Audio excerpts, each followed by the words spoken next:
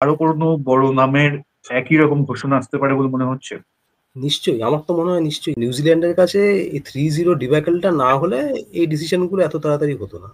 তবে এটাও শুনেছিলাম যে বিরাট কোহলি যেহেতু সে এখনো বেশ ফিট, তো তাকে হয়তো ইংল্যান্ড ট্যুরের জন্য যে please hang up your boots.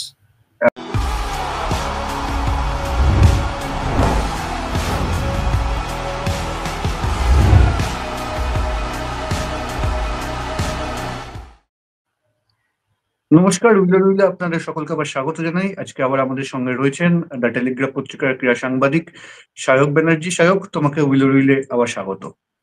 অনেক ধন্যবাদ পার্থ। ব্রিসবেন টেস্ট শেষ হলো এবং সেই সঙ্গে সঙ্গে ভারতীয় ক্রিকেটের দ্বিতীয় সর্বাধিক উইকেট সংগ্রাহক টেস্ট ক্রিকেটে রবিচন্দ্রন অশ্বিন রিটায়ারমেন্ট অ্যানাউন্স করলেন। তোমার প্রথম রিয়াকশন কি? সিরিজের মাঝপথে অশ্বিন এই ডিসিশনটা নেবে, এটা হয়তো আমরা অনেকেই এক্সপেক্ট করিনি। তবে আজ সকাল থেকেই সোশ্যাল মিডিয়া মানে এক্সে একটা খবর ঘুরছিল যে একটা বড় অ্যানাউন্সমেন্ট হতে চলেছে। সেটা শোনার পর অনেকে আবার এটাও বলছিলেন যে আজকে নাকি রোহিত শর্মাই আচ্ছা। বড় সিদ্ধান্ত অ্যানাউন্স করে দেবে, কিন্তু সেটা আমরা পরে জানলাম যে অশ্বিন রিটায়ারমেন্ট অ্যানাউন্স করছে। একটা একটা বড় ইন্ডিকেশন পাওয়া গেছিল। এটা নিশ্চয়ই তুমিও দেখেছো, যখন খেলা চলছিল আর কি, বিরাট কোহলি কি টিভিতে দেখা গেল অশ্বিনকে গিয়ে জড়িয়ে ধরছে। তো ওটাই তখন মানে ওটা দেখেই মোটামুটি পরিষ্কার হয়ে যায় যে এই যে বিগ অ্যানাউন্সমেন্ট যেটা, সেটা রিলেটেড টু অশ্বিন ওটাই হতে চলেছে আর কি। এবার যে খবরটা আমার কাছে ছিল যে এই অস্ট্রেলিয়া ট্যুরের পর মানে ভারতীয় টেস্ট দল থেকে অনেক হেভিওয়েট হয়তো নিজেদের কেরিয়ার শেষ করবে।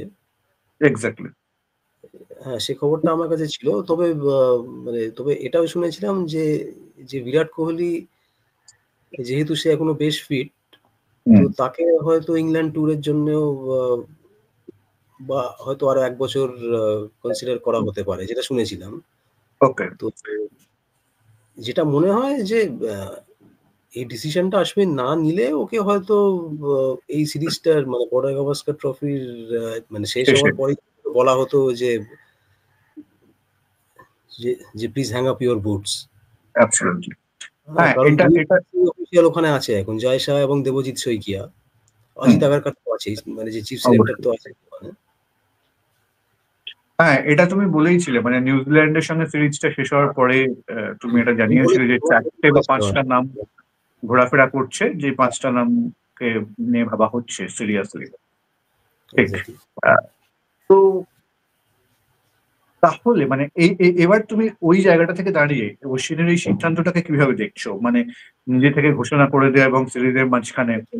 আমি বলবো মানে when are you retiring এটা শোনাচ্ছে why are you retiring, মানে এটা শোনাটা অনেক বেটার না?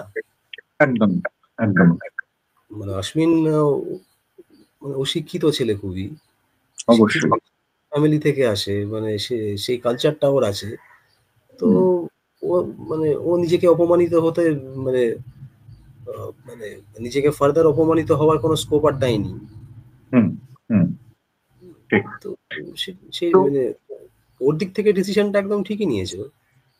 ঠিকই। এবং এই তোমার কি মনে হয় এই যে 3টে টেস্ট হলো, যার মধ্যে একটাই খেললো, এটা কোনোভাবে ওর ডিসিশনটাকে ট্রিগার করেছে? হতে পারে। এখন এই অ্যাডিলেড টেস্টে তো মানে সেটা ওর পক্ষে খুব ভালো যায়নি। বল হাতেও মানে কিছু করার সুযোগ, মানে ট্রেভিস হেডের হাতে মার খেয়েছিল। হ্যাঁ, এক কথায় বলতে গেলে ব্যাট হাতেও সেরকম কিছু করতে পারেনি। তো প্লাস আর যেটা সবথেকে মানে যেটা আমার রিডিং আর কি, আমার যেটা মনে হয় নিউজিল্যান্ডের কাছে এই 3-0 ডিব্যাকেলটা না হলে এই ডিসিশনগুলো এত তাড়াতাড়ি হতো না। ঠিক ঠিক। কারণ স্পিন ফ্রেন্ডলি ট্র্যাক সেখানে নিউজিল্যান্ডের মতো একটা মানে একটা দল যেটা কোনোভাবেই আউটস্ট্যান্ডিং নয়। হুম, মানে অতি মিডিয়কার প্লেয়ারে ঠাসা টিমটায়। হুম, তাদের কাছে ঘরের মাঠে মানে একদম হোয়াইট ওয়াশ হয়ে যাওয়া, হুম, এটা মানে যে যে টিম দাবি করে যে তারা সর্বকালের শ্রেষ্ঠ, হ্যাঁ? তো হুম, তারা ঘরের মাঠেই ৩-০ হারছে নিউজিল্যান্ডের কাছে। মানে নিউজিল্যান্ডের মতো একটা টিমের কাছে। তো অবশ্যই। এটা তো ট্রিগার করতেই পারে। এটা একদম। তো তোমার কি মনে হয় এই জায়গা থেকে তুমি যে কথাটা বলেছিলে নিউজিল্যান্ড সিরিজের পরে বা তারপরে যে মিটিংটা হয় বোর্ডের তারপরে, তো এই সিরিজ শেষ হওয়া অবধি আরো কোনো বড় নামের একই রকম ঘোষণা আসতে পারে বলে মনে হচ্ছে? নিশ্চয়ই, আমার তো মনে হয় নিশ্চয়ই আসতে পারে। Starting from the captain himself. Absolutely. মানে অনেক ধন্যবাদ ফায়ারিং স্যার। লাইন আমরা হ্যাঁ, মানে সরি। সবথেকে আগে ফায়ারিং লাইনে রোহিত শর্মাই আছে। হ্যাঁ, মানে রোহিত শর্মার ফর্মও তাই বলছে। এক্সাক্টলি, মানে একদম totally out of confidence. Absolutely. একদম short on confidence, totally short on confidence.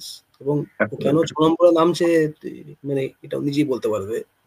ঠিক। অনেক ধন্যবাদ সায়ক, আমাদেরকে সময় দেওয়ার জন্য। আমরা খুব তাড়াতাড়ি তোমার সঙ্গে এই টেস্ট ম্যাচের বিশ্লেষণ বা অন্যান্য আলোচনা নিয়ে আসবো, এই আশা রাখি।